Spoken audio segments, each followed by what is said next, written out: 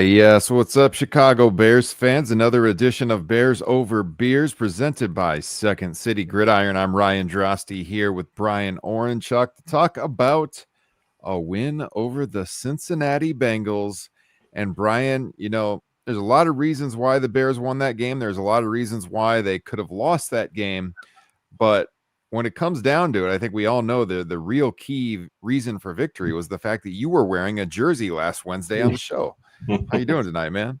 Yes, I'm doing well. Yeah, as you alluded to, the week prior when we lost our game prior, I broke my streak and did not don the navy and orange jersey.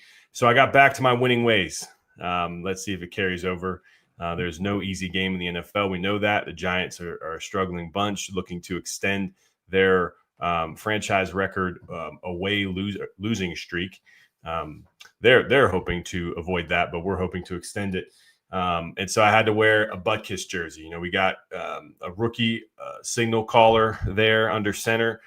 We need to welcome him to Chicago in the most rude fashions possible. So just like butt kiss would. So yeah, man, looking forward to an improvement on the defensive side. I mean, it was really discouraging to see what we saw last week against the Bengals. And as I texted you a little bit back and forth, it didn't feel like we won that game. The way our bodies felt, our heart felt, it didn't quite feel like a win. Obviously, we settled into it and very grateful. But we could have avoided a lot of that heartache had we stopped them a little bit more on defense. So hopefully we can step up this week against the Giants. Man, we all have PTSD from last year. We've talked about it on the show many times. And when the stuff started to hit the fan, Brian, I was just dumbfounded as that comeback started. And, I just had that sinking feeling when they went for that onside kick, they were going to get it. It just like I knew it was going to happen. And then you watch it happen. It's like, oh, no, wait, we're good. It didn't go 10 yards. And then you see the replay and, oh, of course it hit our guy's foot. And good God. But, the difference between this year and prior years with the Bears, and, we had them last year, but not with a competent coaching staff, is that we got Caleb Williams, man. And I feel like it's never over with that guy under center. For all the crap people want to talk about him, he has come through already in a year and a half so many times for this team. Even last year when we were winning or we were losing the games, but he would put us in position to win and then the defense would choke, and now bringing us back this year, I just had that feeling that it's not over. We have 50 seconds or whatever. We know we can do this. So that was nice to see. And it's nice to have a offense that is ranked in the top 10 and almost, all these categories right now. I don't even know how to deal with that as a Chicago Bears fan, Brian. Yeah, no, it's odd. I saw a graph this week where I think it was like most successful offenses in yards per play and then defenses. And we were in the quadrant that was good offense, bad defense. And, when have we seen that as Bears fans? It's been a long time. Obviously, Trestman era had some pretty struggling defenses to go with their strong offense. But it's been a while. I mean, that's been over 10 years. So, it's been a while. And prior to that, it just seems like the whole franchise, as you see with the jersey I'm wearing, has been a, defensive minded franchise. And I agree with you. I don't have, I don't have doubts, I like Mitch Trubisky, but he was not clutch. I really like Justin Fields, but he was not clutch. He almost got worse in the clutch, it seemed like. And Caleb, for however sloppy he plays any game, he can put it together and carry the team on his back to put him in position to succeed. And I was expecting him to do that. I did not expect a touchdown. I thought we were going to get in position for a field goal and kick a field goal, put it into Cairo Santos's leg. But to get that touchdown to Colson Loveland, I mean, at first it looked like just a phenomenal play by Loveland, and it was. But the throw by Caleb, right? Like the ice in his veins in overtime, not overtime, at last 30 seconds of the game to dart that ball over the linebacker's extended hands into three guys in that little spot right into his chest. I mean, that was an unreal throw. And yeah, I mean, it's exciting. And we've said a couple times on this show, man, like if we can just put it all together, we're going to be hard to beat. Now, can we do that? Do we have the bodies to do it? That's another question. But there was some positives, a lot of positives, especially on the offensive side this week. So that was a great takeaway for sure.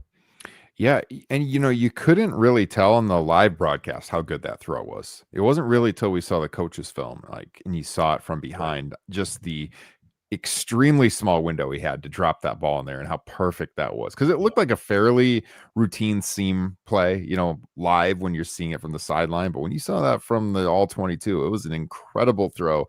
And Yeah. you remember that it wasn't an interview. I think he was mic'd up last year when they were talking about if he got nervous, and he's like, no, I don't get nervous. And everyone joked about it. Like, come on, everybody. I don't know. I don't Yeah. know, Brian. I don't know that this guy gets nervous Yeah. because no matter what it looks like around him, as you alluded to, he seems to always come through in the clutch. Yeah. Got to Yeah, hand it no, to him. that's been phenomenal to see. And then Loveland, another rookie to step up. I mean, I was texting a buddy of mine. That was immediately not only the best play by a rookie tight end this season, but the best play of any tight end at all this season. To close a game out like that, make a heck of a catch down the field, break some tackles, and then outrun the defense. Oronde Gadsden's getting a whole lot of praise, rightfully so. He looks like a really, really nice young rookie out in the Chargers with the Chargers. But what Loveland did to close the game, walk off touchdown, that was special. So seeing that, improve, especially on a day where Rome didn't even catch a pass. Yeah. Like that's what we drafted, what we thought this offseason with having all these weapons, and it's just a matter of time before each one gets their chance at the bright lights. We're starting to see it, and it was really cool to see our rookie first rounder step up this week. And to leave no doubt, because the thing I wasn't feeling confident about was Cairo Santos kicking a game-winning field Yeah, goal. agreed. Look, if we were tied, that'd be one thing. He misses, we go to overtime. But since we were down by one, and the way he kicked in that game, I Yeah, had a bad feeling. So yeah, I was glad that somehow, some way, Colston Loveland with three defenders around him got out of there and took it all the way to the house. Brian, we can't go any further without getting to the beers. This yeah. is Bears over beers after all, and I'm going to We let you go apologize. first. I'm going to let you go first this week. What do you We got? apologize. So I've got an award-winning porter. It's called a Green Man Porter. It's a rich dark ale. Multiple gold medals, including in this year, 2025 gold for North Carolina Brewers Cup, gold medal for a porter. Also won a American Beer Festival gold in 2021. Really solid porter here. Asheville's got some great beers, as I've highlighted a bunch already on the show. This is one of their best. Cool story. So back circa 2016, my fantasy football draft group came out and did the draft out in Asheville, and we're from all over. Been out for over 20, almost 25 years now as a group. We try to get together once a year. We came to Asheville and we did a brewery tour, and I took a poll of the guys' favorite breweries out of all the ones we went to, and Green Man got the top vote for their favorite brewery, and we visited probably 12 or 15 really, really good breweries. And so Green Man, great beer. Can't enjoy it without the glass. And oh man, yeah, this is good, dark, and strong. Nice. Heavy porter after a win that we much needed. So how about you, man? Well, first of all, let me just say I love porters. I need to stock up on some porters and stouts now that it's getting cold outside. And I think my favorite porter is probably. Have you ever had Founders Porter? Oh yeah, Founders Brewing. That's a classic. I love that one. So smooth. Maybe I'll get one of those for when we have our rematch against Detroit, since it's a Michigan brewery. yeah. No, Founders is great. So to extend the porter talk, Yeah. I have to take a sip on this one. Yeah. So at one of my favorite breweries out here, it's called Pisgah Brewery. They have an event on Super Bowl Sunday called Stout Hog Day. Stout Hog Day opens at 10 a.m. and it goes until the game. And the actual brewers will cook free pancakes for all the guests until they run out. And they have all of their delicious dark beers on tap, along with some favorite locals and national dark beers. So Founders Breakfast Stout Oh is yeah. there. Yeah. Dragon's Milk is there, Hmm. along with some of our, I mean, some phenomenal dark beers. So if you're ever in Asheville or think about coming, come around Super Bowl Sunday. I'm telling you, it is a must visit experience. Now, I will say this: I only get the flights. There's 4 on a flight. I can't do more than 8 of them before I start mixing the flavors. So I'll taste 8 different delicious porters, stouts, brown ales, all these different dark beers. And then they all start to kind of blend together. So that's about all I can do. But with pancakes, starting early, 10 a.m., Hmm. it's one of my favorite things to do. So when the Bears go, I've already got some people that are coming in town. Whenever the Bears make to the Super Bowl, we're going to do this together. Nice. I've never been to North Carolina, Brian, and Mm. that sounds. Don't threaten me with a good time because Hey, man, I will bring the be whole there. family. Yeah. Bring the whole Okay. family, unless you get tickets to the Bears Super Bowl that year. Bring the whole family. Let's watch together. We'll do a live episode. Super Bowl Sunday. Why not together?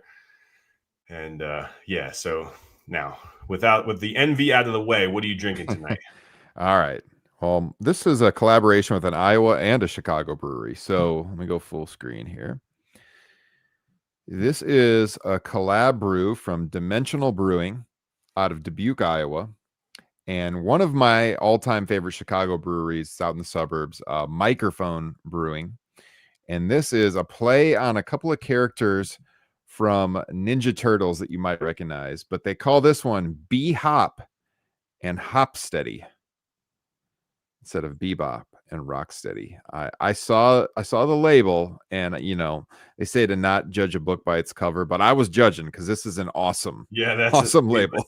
label. So I Old saw it at the school too. liquor store, dude, Yep. and I immediately looked it up on my phone. Like, all right, if this has a high rating, I'm getting it. It had a very high rating, so I immediately got it. I love. I mean, that label's No, incredible. that's the old school original cartoon right there. Yeah, That's really awesome. yeah. So this is a West Coast double IPA. Hmm. It is. I had one last night, and I was feeling pretty good after one. Brian is 9.3%. Oh, wow. Lots of hops in it, including Mosaic and Mosaic Hyper Boost. So this is this is pretty potent, very hoppy, very citrusy tasting. I really enjoy it. Might have to pick up another 4-pack the next time we get over to the liquor store, but yeah, I always like IPAs all year round, but to your point, now I'm really kind of thinking I need a dark beer. So this will be good, but I think the next couple of episodes I'm going to get something dark to go along with what you have this week. And yeah, that Founder's Breakfast Stout also sounds pretty good. That's Yeah, another one of my all-time favorites. yeah, I'll have a surprise brew next week. Um, our 14th anniversary is between now and our next show, and we actually have a sitter for our kids on Saturday. So I'm taking my wife somewhere, and they have a limited release. One of my favorite seasonal brews that it used to be you can just show up, get in line, and get yourself some of the seasonal. Now you actually have to get a ticket. You have to get a Mm. ticket to come that day for $15 and to buy beer.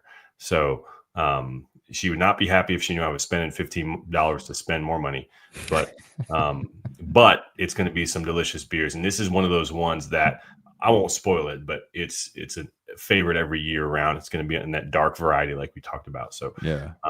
yeah, so get yourself some too. Nice. Very nice. Well, cheers, my friend. I also have I got the t-shirt on tonight as Yeah, well. you And do. You the do. Bears Over Beers Cheers. To that. pint Look at glass the too. colors. Look at those colors together. Ours, here, that's a Oh yeah. nice golden double. Hmm. Cheers. Oh yeah. All right. We got the good fine craft brew in the glass. Let's talk about all the latest from the beloved here. We got a new defensive end, Brian. Maybe not as big of a name as some were hoping for at the trade deadline, but you know what? I also got to say that I'm impressed that Ryan Poles is showing a little restraint these days. And Oh yeah. yeah, they could have taken a bigger swing for sure. I don't know if you want to do that right now. Like I think we're gonna look. We talked about last week. We are in the running to win the division. There's no question about it. But we should be in that playoff mix if these next few weeks go the way we are hoping they're going to go.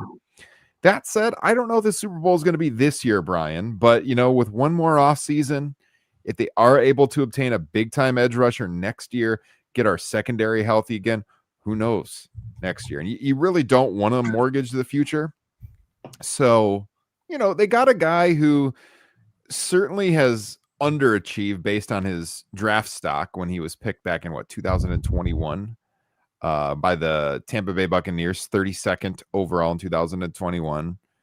But Joe Tryon-Shoyinka, or we're just going to call him Joe, because before the show went on in the air, we're like, wait, double check. How do you pronounce the last name? Yeah. Joe, our new edge, Joe, who has only played, what was it, Brian? How many snaps this year?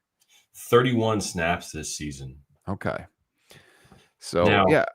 Cleveland has a loaded defensive line, right? And he did get in there some snaps, got some pressures. My favorite thing about him and his Cleveland time was his best game was in a win on the Browns against the Packers. His best game. He was in on only 7 snaps and is in on 4 tackles in those 7 snaps. That's an active son of a gun right there. Yeah. And he's an athlete. He's a big guy, but he's an athlete. I remember him when he came out of Washington. This is the year following when the Buccaneers won the Super Bowl. And he's got those skills and he's got upside. And so I was like you, like a lot of people, I wanted a Jermaine Johnson. I think we even texted. I told you some of my guys I wanted. And I wanted somebody, but not at the wrong price. And so I need to kind of reiterate what you just said about Poles. He showed some discipline, and that was the most impressive thing to me, because even in this deal, it was pennies on the dollar that we got for this guy, a former first round pick, only 26 years old, I believe. And he's got the frame, the size. We got a 7th round pick back in addition to him, and we gave up a 6th rounder. Yeah. I mean, that's nothing. We have all of our assets, and I loved hearing it today a little bit. Poles alluded to the importance that actually seeing our guy Austin Booker come back and carry that momentum from the preseason, how that actually carried weight at the trade deadline, because they have confidence that he can do it. I mean, gosh, man, we should have a whole segment on Austin Booker on our show. Yeah. If you've been following with us, you know how much we've loved this guy and been waiting for him.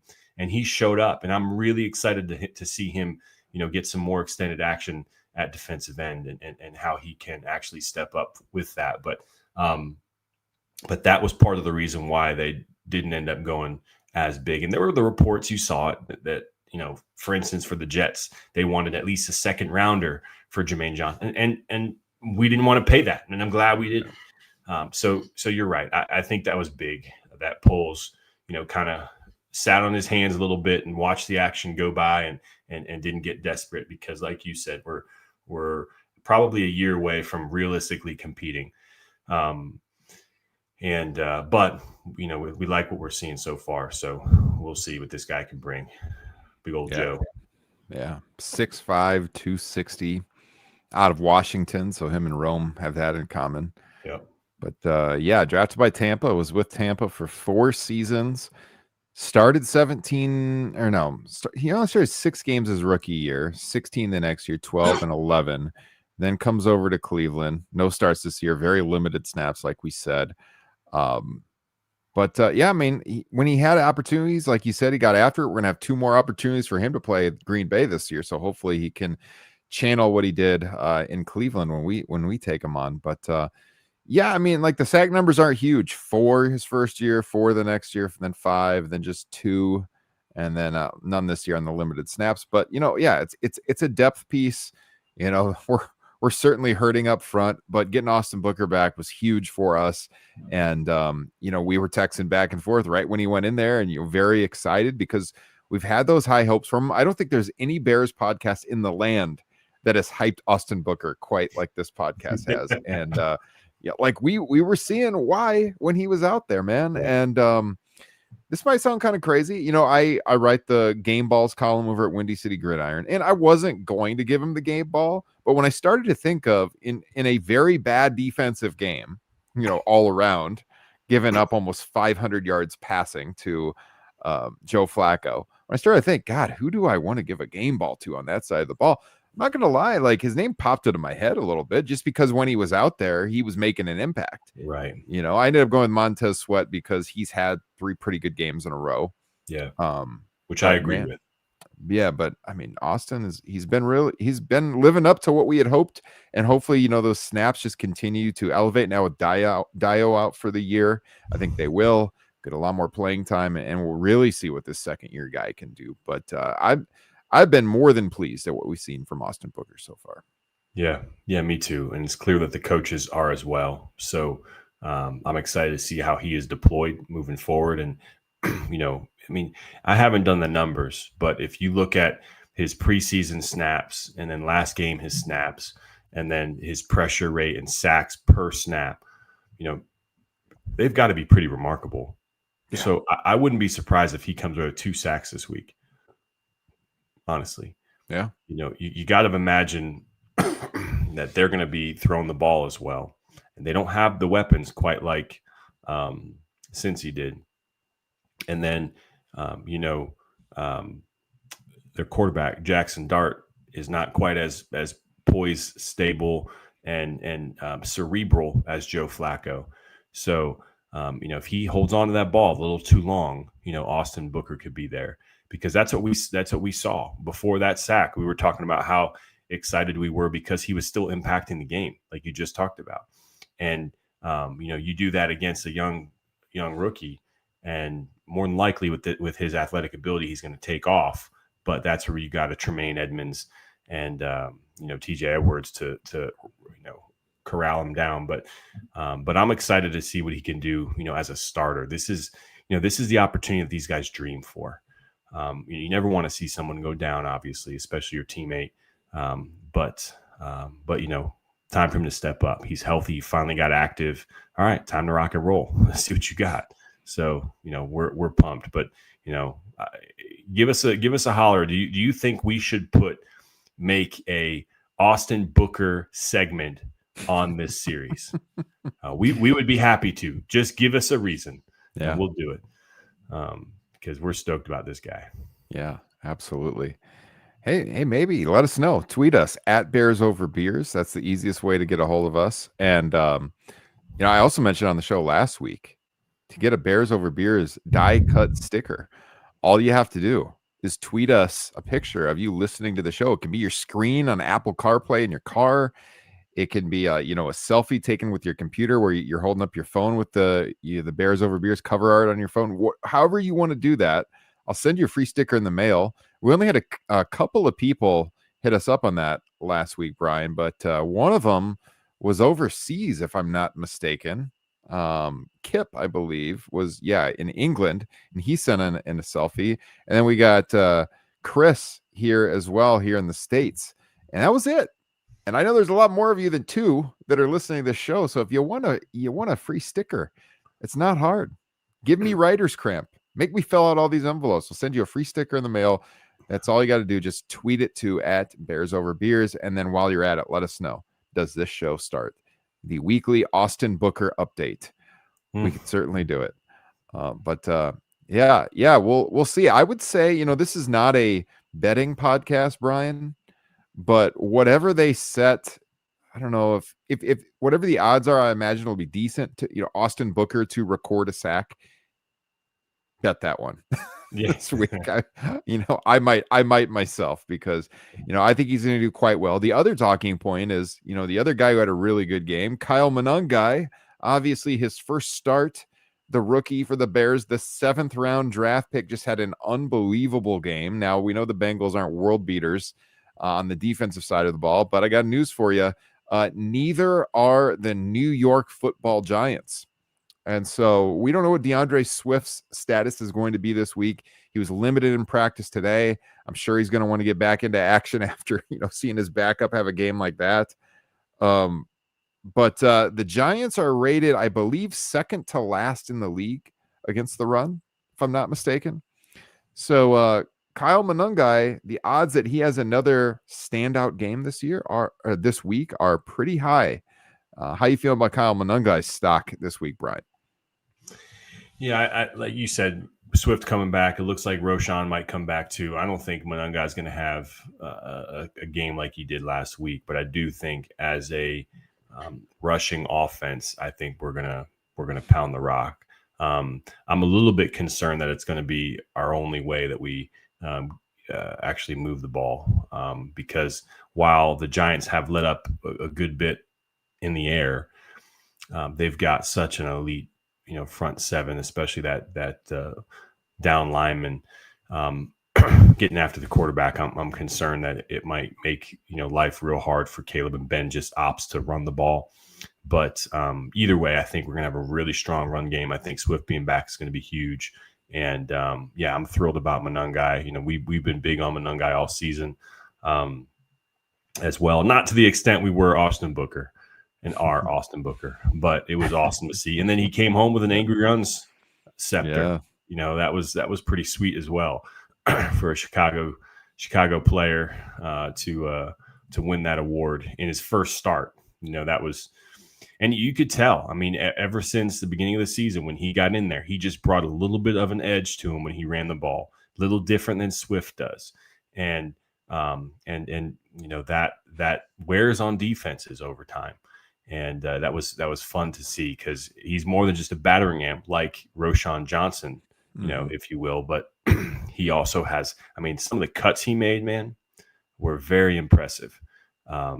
And just, an efficient runner, stick his foot in the ground and get upfield, make a move, get back upfield, and do so quickly. But our offensive line deserves a lot of flowers too. I mean, it's gone viral at this point, but the Darnell Wright pancake block of first round pick for the Bengals was next level. I think it's a foregone conclusion at this point. Wright's going to be a Pro Bowler, maybe an All Pro this season with the way he's playing, especially if Coach can get him in the end zone at some point.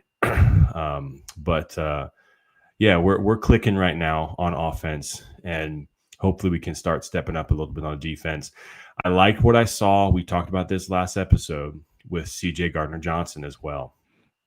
I thought arguably he made more of an impact from a whole game standpoint than Austin Booker did. I noticed him right away. I thought his energy was infectious in the run and the pass. He looks a lot like Kyler, if I'm being honest. Not quite as agile or sticky in coverage, but close, and really just as physical and adept with his blitzing. So I really like that element back in our defense.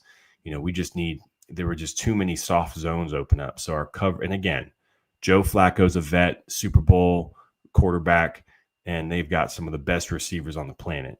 But our secondary struggles, so you can't give CJ too much credit, but hopefully he settles in some more. And, once we start getting guys back, that's another thing. Like, if we end up getting Kyler and Jalen back this season and we still have playoff shot, I mean, we could be very dangerous down the stretch. Yeah, Kyler is out, 2 more games, I think, from the IR stint. I think the first game he can come back is against the Steelers. So he's going to miss this one for sure, and then Minnesota. And then I think then he would be first eligible to come back. We'll see. I mean, good that we got Tyreek back, but I mean, yeah, it's still pretty thin back there. But I agree. CJ looked good in his contributions. We didn't see any lapses. We didn't see any hothead moments from him in the game. So that was a positive. Let's hope that continues. And you were talking about Darnell. How about that cartwheel? Cartwheel, yeah. Incredible. A big man with the cartwheel on the game-winning play. I had to show my kids that. They were laughing hysterically at that tonight. I pulled up the All 22 on the TV, and we watched it on replay a bunch of times. Nice. Um, yeah, man. So, yeah, I mean, you talked about the problems with the pass rush that we're probably going to encounter this week. Mentioning Brian Burns. I mean, this guy is just having the breakout season of his career. Former Carolina Panther. He's at 11 sacks this season, which I believe is number one in the league. Yep, it is. And the most he's ever had in a season down in Carolina was 12 and a half. So he's almost there, through 9 games already. He has been getting at least a sack in almost every single game. In fact, only one game this year did he not have a sack. And in multiple games, he's had 2 sacks. So it's nearly a given he's going to have at least one, maybe two. So that is certainly a concern. Kayla's going to have to get the ball out quicker, not to do as much dancing around. Obviously this is a guy who can, Caleb being a guy who can work some magic back there, spinning around, and but he's been doing too much of that, where he's not finding guys, and you want him to get rid of the ball or take off. And he did a little bit more of that this week. He had over 50 yards rushing against the Bengals, but taking off a little bit sooner, because that pass rush is definitely going to be a concern this week. But I mean, quarterbacks have looked pretty dang good against this defense. So if he can get the ball out quickly, I think he's still going to find some success. I agree with you with Monangai. He's not going to get as many carries. I don't think Roshan is really going to impact that too much. But if Swift's back, certainly certainly Swift is going to get some carries. Although, hamstring injury, those can linger. Maybe they'll be careful with them, and Kyle will still get plenty of carries. We'll see what happens. But not a great rushing defense, at least statistically and against the pass. So it kind of comes down to that pass rush is what we're going to have to contain. They don't intercept the ball very much either. And we're catching them here at a good time, because a couple of weeks ago, the Giants were looking like a team that was on the ascent, and then they had these horrible injuries hit, so we're getting them without Neighbors, and we're getting them without Scatterboos. So Jackson Dart's still back there. Not a guy with direct history with Caleb, but they both were at USC, different seasons. And then Jackson transferred out of there. But, there's some intrigue there. And Caleb was asked about that in his press conference today. I think the reporter thought they were there at the same time. And Caleb's like, no. We have some of the same friends, but we're not necessarily friends. They know each other. But I'm sure the USC connection is going to be drawn up in the broadcast this week too, so that'll make for some intriguing conversation, Brian. Hopefully we get a little bit better broadcast than we've got in recent weeks. We got Greg Olson on the call, and Greg Olson, I think, to me, is the number one former player in the broadcast booth these days. No offense to Tom Brady. But I could go the rest of my life without having to listen to Adam Archuleta in the broadcast booth again. Bad, not good, not freaking good. So I'm looking forward to hearing Greg. And I don't think that's not biased because he played here. He's just really good at what he does. I agree, and I'm looking forward to that as well. I'm pretty surprised that we got that team, to be honest with you. But two young quarterbacks that are ascending, look to be the future face of the league, and 2 huge markets. I mean, you can find us over on Second City Gridiron. Why is it Second City? Because of New York City. So, New York, Chicago have 2 of the biggest markets, fan bases. There's a lot to be excited about if you're a Giants fan. I've got some family and friends that are big Giants fans. Like you said, some heartbreaking losses to 2 of their youngest and best players with Neighbors and Scatterboo. But, Jackson Dart has injected some life into that franchise, and they do have some talent still there for sure. So we're going to have to play sound ball. We're going to have to play tighter than we did last week. And, because Joe Flacco didn't threat us with his legs. Dart will. And now, granted, we've played Huntley and Jaden Daniels already this season, but and a JJ McCarthy, so we've seen it, and but out of those games, we've lost 2 of them, and barely beat the Commanders. So definitely a must win. But going back to the schedule, like you talked about, we obviously, and this one's more important because it's a conference game. Yes. But we excuse me, we have to win this game. And then after this game, we get that rematch against the Vikings, man. That is going to be huge. Yeah. And we're not looking past any team here, but we are covering the Bears on this podcast. So we're going to talk about the schedule. So, buckle up, Buttercup. But this game, if we can, come out with a win this week, I like our chances in the rematch against the Vikings, and I'm excited, really excited about that. And then who knows what can happen? They said, I don't know if you saw the post game celebration. We talked about going 3-1 in the month or in the quarter. Mm-hmm. And no, in the month of October. And then Caleb mentioned that today as well, going 3-1 in November, which means we've got to win 2 more games this month. So we got one against the Bengals, got to beat the Giants, Vikings, and we got Steelers, and then the Eagles on Black Friday. We got to win 3 of these 4, I would say. And they're going to be tough games. If we can come away with 3 out of 4, even 2 out of 4, we're going to set ourselves up for a legit playoff shot. So things are looking interesting in Chicago. My daughter said something to me today on the way to school. At the end of the year, they show those graphics for, in the hunt and whatnot. Yeah. Well, there was one, and I don't even remember it. I didn't when she said it, but it was around Christmas time. And so there were the teams in the hunt, which I forget what they even called it, but they were the stockings that were above the fireplace. Mm-hmm. And the ones that were out of it were in the fire. And she's like, maybe the Bears will be hung up this year. And I'm like, what are you talking about? And then she explained what she was talking about. It's like, oh yeah, hopefully they will be. But I mean, that's like a lot of people have talked about. We're not looking at our draft position or future draft picks right now, like we normally are this time of year. Mm-hmm. And that's a refreshing thing. So, but we got to take care of business. And this is another winnable game. We have to win. So I think we absolutely can. And I think it's going to come down to, I like the run game again. I think it's going to be huge this week.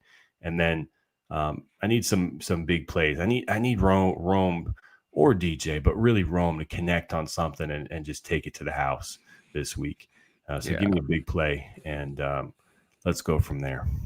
Yeah, Rome again just had a couple of drops last week. The touchdown, it wasn't a perfect ball, but I mean, he had his hands on the ball. You got to catch that. So the drops have still been an issue.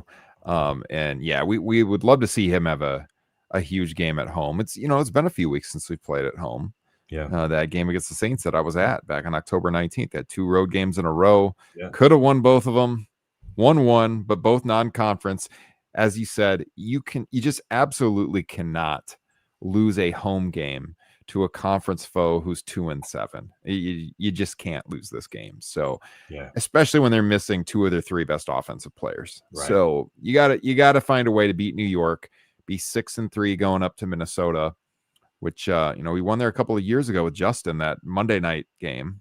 Didn't win there last year. It's a tough place to play, but I think it's a winnable game. Look, Minnesota's in 4th place right now in the division, and they're 500, but they got the Ravens coming up this week. Who knows? That could go either way. It's a home game for them, for the Vikings.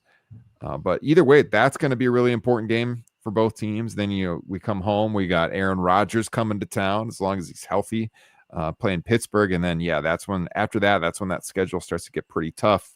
At Philly, at Green Bay, back to back. 2 tough games right there. Then we get Cleveland in there, but then we get Green Bay at home, at San Fran, and then Detroit at home. I think that at San Francisco game is just going to be massive. Oh, yeah. I mean, it's going to be like playoff positioning. These are 2 teams that are going to be in the hunt for possibly the wild cards. There's some talk out there right now of, is it going to be the NFC West or the NFC North that gets 2 wild cards? Could be either one. And so that game is going to be massive for playoff positioning as long as both teams keep winning. And Oh yeah. what San Francisco's done is pretty remarkable. Oh, You know, I was gonna say not just the injury to the quarterback, but their defense. Bosa, Fred Warner. I mean, what Kyle Shanahan has done there is nothing short of remarkable, and he deserves Coach of the Year honors for it. And you're right; they haven't had their quarterback with Mac Jones have been winning these games, Yeah. largely heavily leaning on Christian McCaffrey. But yeah, if both those teams are in position to make the playoffs at that point, that's the last Sunday night game of the season, I think, because the last week of the season, I think it's none of them Sunday night. So that's going to be so huge. And we talked early in the season, if you remember this, maybe even before the season, when the schedule came out, which game would you want to go to if it was Yeah. a game? And Mhm. this is the one that you and I talked about. This 40, I know you did. I can't remember if I did, but I seem to recall 49ers, Sunday night football, San Francisco. I mean, yeah, that could be huge. But yeah, we gotta get this win. Let's continue being relevant every week is Yeah. really what it comes down to. And hopefully we can put together an all-around performance. Because one thing we haven't talked about, Ryan, you mentioned a little bit about Cairo and his shakiness, but our special teams has been abysmal. Yeah.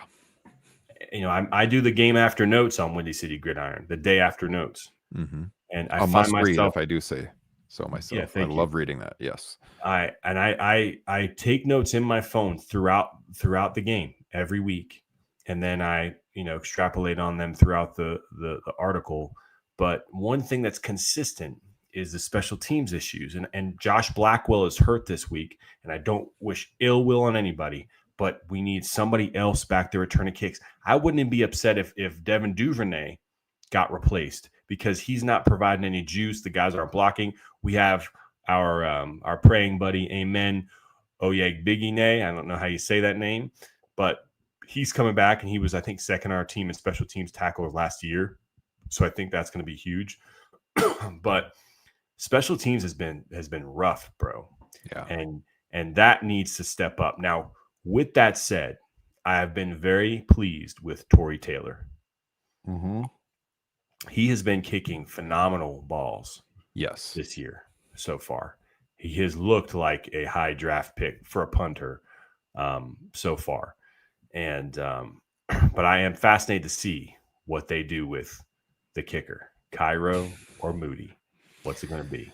Cairo was bad, man. It wasn't even just about like the range. Like he was shanking it. I Right. mean, it looked ugly. And you know, I've gone after him in my game balls columns on Windy City Gridiron, and I've had people in the comments ripping me for it, like, "Oh, come on, you know, most accurate kicker in Bears history." And like, Right. oh, that's true, but that's the past. You Right. know, this is a "what have you done for me lately" league, and he hasn't been good. And You you're know lying who to you yourself know if who you was say the it. most accurate at one point? Robbie Gould. Yeah. And then he had a couple of down years, I think one major one, and then we let him walk, Mm-hmm. and he resurrected his career. So with the Niners, no less, which is why I feel like there's some poetic justice going on with Jake Moody. He had a down start to his career with the Niners, comes over to Chicago, resurrects his career, and has a Hall of Fame career. So let's make it happen. I think it's going to be inevitable that Santos is gone after this season. Yeah. I think at this point, with the way Moody played and the way Santos is playing in his paycheck, I think Moody's the future. So Yeah. so why not sooner than later? And I wouldn't be surprised if that happened. But that's not the biggest concern on special teams. Our coverage units have Oh been God, terrible. I mean, yes. we had a Yeah. kickoff return for a touchdown to open the game last week. And What is Richard Hightower doing in practice? What is this unit doing? They could not mess up more if they tried. It's just unreal. yeah, and then the onside kick. I mean, come on. Yeah. It's been tough to watch. Yeah.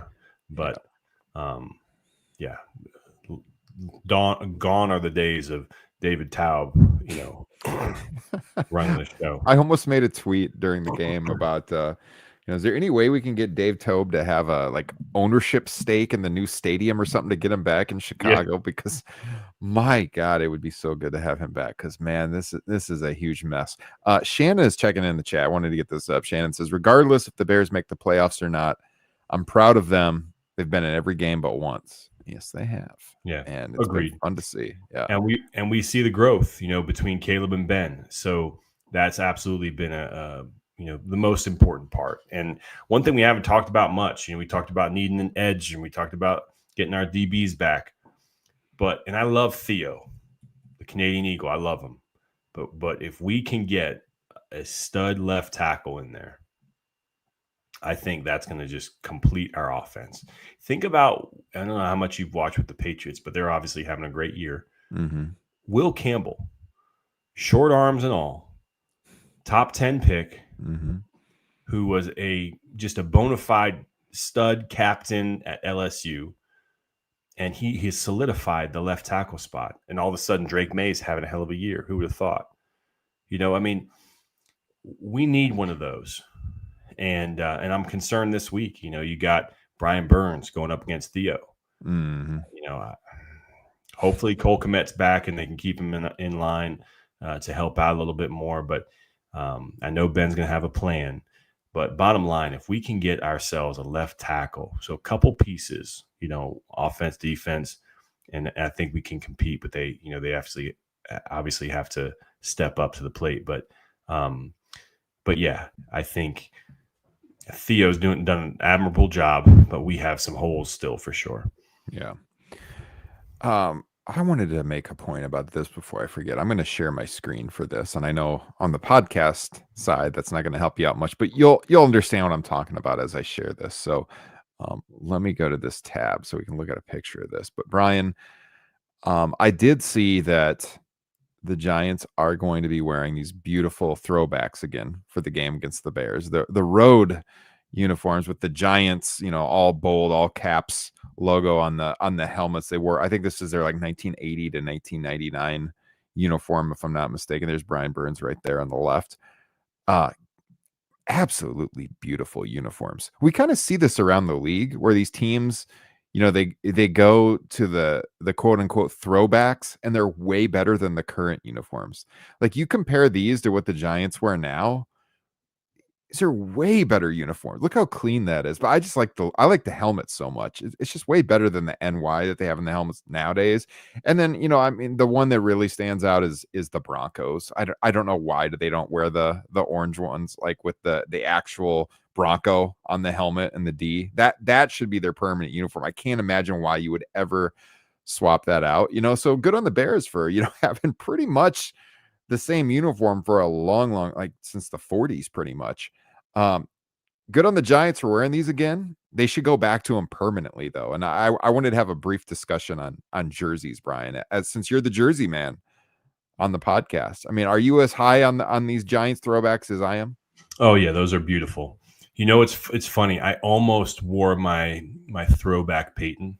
I almost did, and with the thought of bringing that up, but I wanted more defense this week, which is why I went Butkus, and I don't have the throwback Butkus. But I digress. So I love those uniforms. Those look super clean, almost too clean. They're definitely going to be the cleaner looking team this week, unfortunately. No, I won't say that. I love our uniforms, but if we could come out with some of our throwbacks, that would be nice. Well, the Bears need to go on their road unis back to the all whites. They haven't worn those in years, and those always look so clean. And then when we get the special edition Nike, I think maybe next year, they need to do the polar bear uniform, the all white with the white helmet. I mean, other teams have done it, but it makes the most sense for the Bears. You could call it the polar bear. It's perfect. Right. White helmet, all white. That would look so clean. But yeah, this uniform here of the Giants, same uniform they were wearing back in the 85 playoffs when they got shut out at Soldier Field. So let's hope they whiff a punt again and we take that in for a TD, Brian. Nice, absolutely. Let's make our picks. Who you got? Oh, for sure Bears in this one. The Bears. Let's say 27-16. Okay, 27-16. I'm going to go higher. I'm going to say Bears. I'll say 34-20. 34-20 Bears. Both of us got a double-digit multi-score game. But yeah, I'll say 34-20. Let's say they leave that home crowd very happy on Sunday afternoon. I haven't even looked what the forecast is on Sunday. Let me look that up here real quick. Looks like, they got a little precipitation in the forecast. What's Looks the like time? around game time, there's gonna be like 25% chance of a mix of snow and rain, which makes sense because here in Iowa, I think there's a chance of snow on Saturday night. Temperature wise, it looks like Sunday is a high of 37 degrees. Oh, wow. Yeah, Hey, it's gonna be a if cold one, man. if it snows, we win the game. Yeah. So it's interesting because if we win, like I think, we go to 6-3, which is just crazy to even say out loud, by the way. And I don't think the Vikings beat the Ravens right now, so they'll be at 4-5, desperate next week at home against us. 6-3. That's gonna be a massive game too. Can't wait to see that one also. But yeah, man, I can't wait to see. Oh gosh, there's nothing better than fall football in Chicago. So if you're going to the game, let us know. Yeah. You need to tweet us a picture. If I have any pull on this show, I'll say if you tweet at us, not watching the podcast, but from your seat in Soldier Field this week, you tweet us at Bears Over Beers. We'll send you a sticker. Nice. Will that work? I like it. Just this week. How about this? If you bring a sign to the game Mm. that says Bears Over Beers podcast, I'll send you a t-shirt. Ooh. How's that? I'll one up it. Yeah, you send us a picture from the game. That's a sticker. Bears Over Beers podcast sign, free t-shirt. Take it to the game and take a picture with your sign. There And you now go. the one Ryan's wearing is also the one I have. I think it's the best one they have. Well, But you can get it any color you want. You can get gray, you can get blue, you can get white, you can do any black. I think you can get any color you want. You can even get the logo on the back. You can do a lot of different things. But free T-shirt, man. Just all you gotta do is bring a sign. That's a hell of a deal, if I do say so myself. Let me just share our store and show them all the different possible shirts that they could get. That's all you got to do. And yeah, Bears Over Beers. If you include the word pod or podcast, that'd be optimal so people know that's a show. But whatever. However you want to do it. Draw the logo even better. Bears Over Beers. But a Bears Over Beers sign, Bears Over Beers podcast. That would be outstanding. Here's our store on the Second City Gridiron side. There's a Bears Over Beers section. So of course, you can get the pint glass. There it is on the left. The same one Brian and I are drinking out of tonight. But you can also get, here's the shirt I have, just like Brian was saying. I mean, it comes in 9 different colors. You can see how you can, let me just go to the web page for that. We got it in the orange. You can get it in all these different colors, gray, black, navy, whatever you want. So that would be an option. The sweatshirts are a little bit more. I'm probably not going to send a free sweatshirt. It's just in the interest of, it costs about $10 more. I'll give you the t-shirt, but if you want the sweatshirt, that's available right there as well. Or you can get the big logo, as you can see here on the front of the shirt, the Bears Over Beers bottle cap logo, big on the chest. That's also an option. Comes in multiple colors as well. Or the Bears Over Bourbon alternate for those weeks when we need something a little stronger. That t-shirt as well. So yes, free shirt, Bears Over Beers sign. Tweet us the picture at Bears Over Beers. Otherwise, just send a picture of you at the game and you'll get a free sticker. Brian, I think that's a pretty friendly offer. And I hope we hear from some people. Yeah, definitely. And crazy how weather changes in just a few weeks. You were there and it was a little chilly, but mostly because of the rain a little bit. Yeah. When you were there, and now it's going to be in the 30s. It's going to be awesome football weather. Hopefully we can step up and get this W. But look forward to seeing the pictures and hearing the stories from everyone. But I won't be able to make that one this week for sure. Yeah, it looks like it might be a little breezy during the game too. According to AccuWeather, it says a rain and snow shower possible in the morning, otherwise breezy and colder with intervals of clouds and sunshine. Real feel 26 degrees. Chilly. Yeah. Bundle up. Chilly on the lakefront. Yes, indeed. Good time to get a hoodie. Hey, we need to get a beanie. Bears Over Beers beanie. I would probably get one of those. Yeah, I'll talk to Lester. We can get one of those up for sure. Yeah. Nice stitched beanie. Yeah. For sure. All right, guys, we are closing in on an hour, so we're going to wrap things up. This has been a lot of fun, as always. Appreciate all of you who tuned in live and, of course, on demand as well. If you haven't already, make sure to hit that like button here on YouTube or subscribe here on YouTube, but also on your favorite podcasting platform. You can leave us a 5-star review on Apple and Spotify. That helps out a lot as well.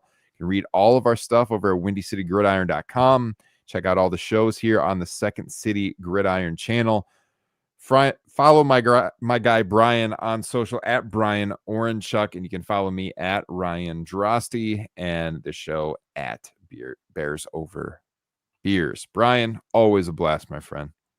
Yes, absolutely. Look forward to seeing you next week, my man. Yes. So let's get that victory. Let's get to 6-3, and we can celebrate next week. Bear down, everybody. Enjoy the game and enjoy your weekend.